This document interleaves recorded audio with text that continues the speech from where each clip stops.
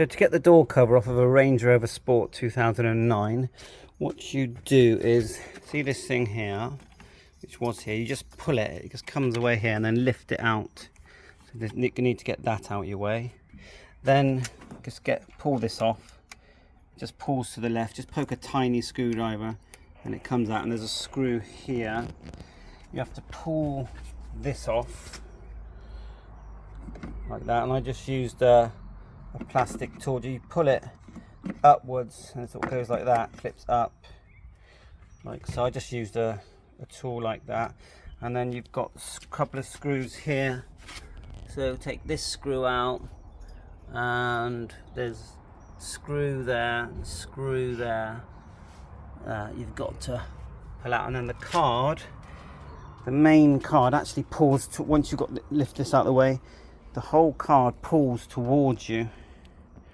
It doesn't go up. You might as well open the window, it might make it easier, but it doesn't go up. You pull it and it unclips once you've taken the screws out. Once you take the screws out, it will be loose. The screw on the left is a bigger silver one. The screw here on the right is a longer one. There's a little tab here you need to remove. There's a screw under that, just underneath the handle. Just clip it out with a thin screwdriver and it's there, look.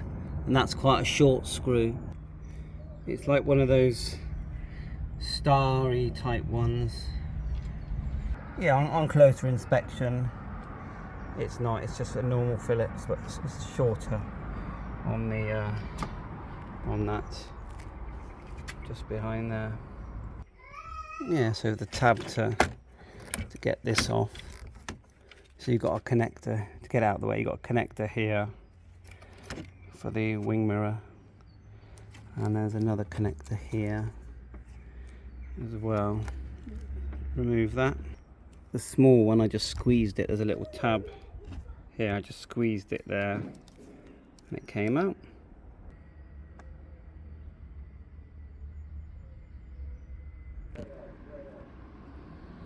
So to get this one off, you've got like a hole there, sort of got a screwdriver under it,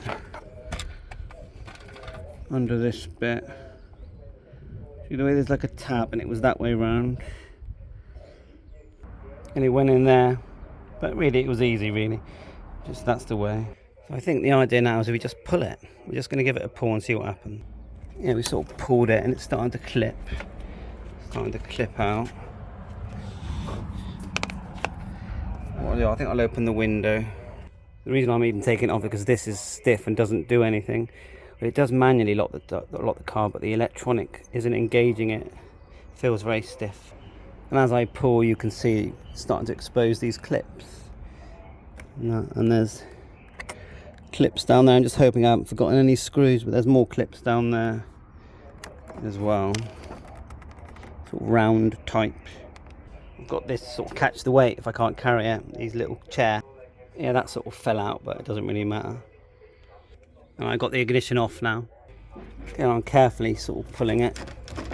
Just making sure there's no screw left in. That's all I'm worried about really. I'm just going to make sure I haven't left any screws in on this side. You can see the clips in there, all seems fine. Yeah, I forgot to take one of those screws out, but as soon as I did, really it's come quite loose now. If you look down here, it's starting to pull out quite nicely. There you go.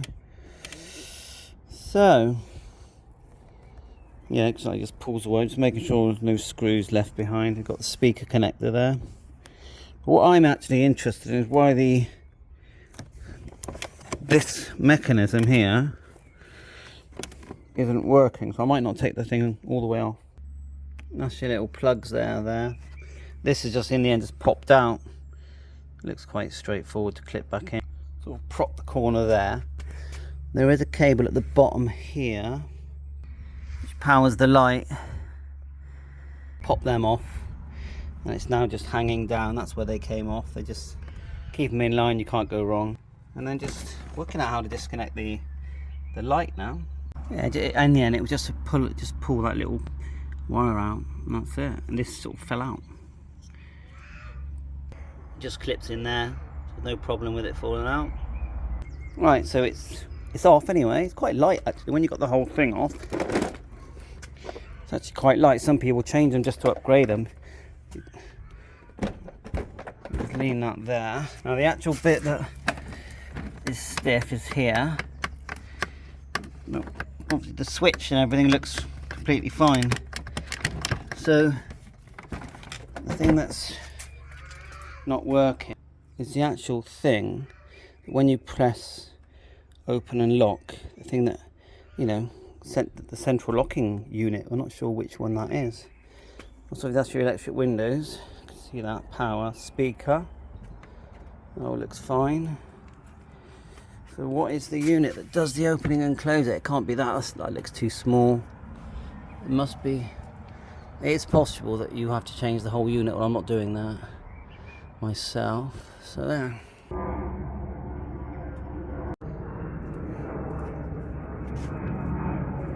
Okay, well, it looks like to change the part that makes the door open and lock, which is behind here, you remove this and it go inside, and then you can get your hands in and remove the door actuator.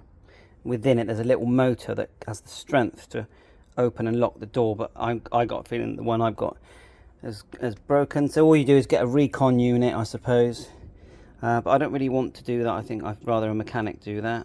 So I'm just going to put it back together. So I'll just lay the card like this first, plug in the interior light, and then I'll lift it up like so, and then lift it into place. I just sort of got these things to hold up the card. Some of these sort of got stuck in the door. You can just wedge them out with a small screwdriver and put them back in the card. Just go like that, see? Back in. Can't do all of them. That's those two. There you go, the bottom one's in now. And we'll sort of lift it up, and then we'll look at reconnecting some of these cables and this latch here. Okay, just sort of pushed it back into place along the top, and then it's just a matter of putting the screws back in now and then clipping on the covers.